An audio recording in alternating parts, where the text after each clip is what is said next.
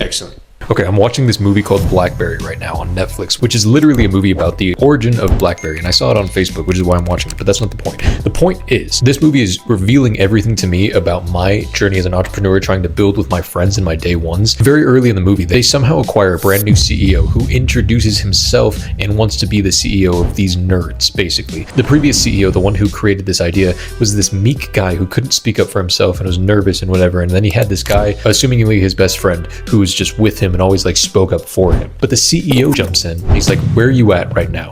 You're $1.6 million in debt. All right, I'm the CEO now, and this is what we're going to do. And he goes out of his way to make as much money as possible because the CEO is confident in what these guys can do and the money that they can make. What this teaches me is that I was not a CEO. I had not gained the skills of a CEO, and nobody else in my band of boys or my company had become a CEO or had stepped up to the position of doing that. And secondly, a little bit further in the movie, that CEO sets up a meeting with another company to sell them a product that they don't have. And he tells them, you guys have until the morning to build the product, right? And the previous CEO and the team was like, it's going to take me a year. The new guy was like, nope, you're going to build a prototype that could be shit by the morning. Get it done. But then we're going to New York. And what is so outstanding to me right now is that the silly guy, the best friend of the previous CEO who spoke for him, stayed up all night and worked harder and longer than anybody with the previous CEO to build the prototype. Why this is so outstanding to me is that I realize I never had the dedication like that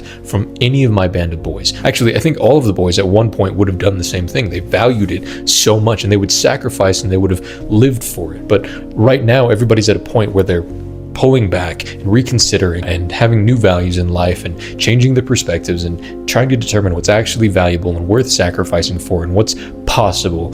Whereas yesterday I pulled a 19.5-hour shift trying to build the ExGalactic prototype, and right now it is 9:30 p.m. and I still have a long way to go. So I'm still up building it, and aside from tonight, we have tomorrow to finish absolutely everything for the prototype to be able to sell it on the 13th for $1 million to as many people as we can. And if we sell it 100 times, we can make $100 million tomorrow, which is crazy to think about because I'm not a technical founder.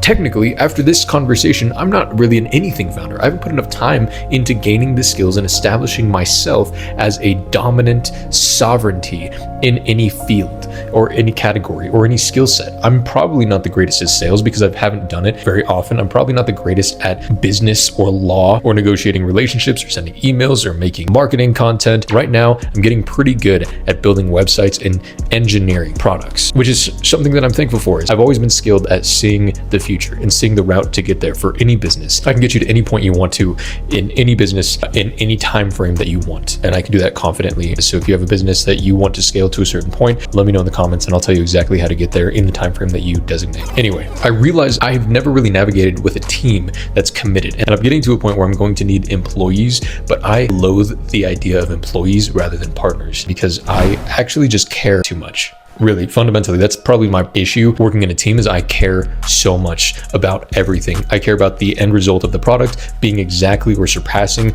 what our vision was, and I care about you fulfilling all of your goals in doing this, and I care about myself fulfilling all the goals. So I want you to be an equal partner so that you have equal risk so that you also have equal reward. Not a lot of people like to think that way. A lot of people like to just check out and get told what to do and then provide the thing and then get paid for it, which I'm going to have to accept at a certain point. But right now, what I really, really desire is the best friend of the previous CEO who spoke for him all the time, spoke up for him, and then just showed up the entire time when it matters and didn't even think twice about it. It's like, oh, you want to start this company? Great. I don't really have the technical knowledge to do it, but I'm going to be there every second of the day, every step of the way. Oh, you got to build this prototype? Okay, well, I'm going to be there the entire time. We're in this together, obviously. You're the CEO, sure, you're in charge, but I have such an equal stake in this because I have a stake in you, and I'm dedicated to contributing to your future success. And those are the types of people that I want around. It doesn't really matter what the job is, it doesn't really matter what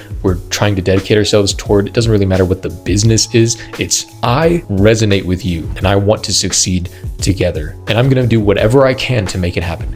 Those are the people that I want in my life. I want contributors, and I want to be a contributor for you. So if you're a contributor and you have an interest in building businesses, building the self, or changing the global space tracking economy forever for the private and the public sector, let me know, because here am I, and I welcome you. Join me.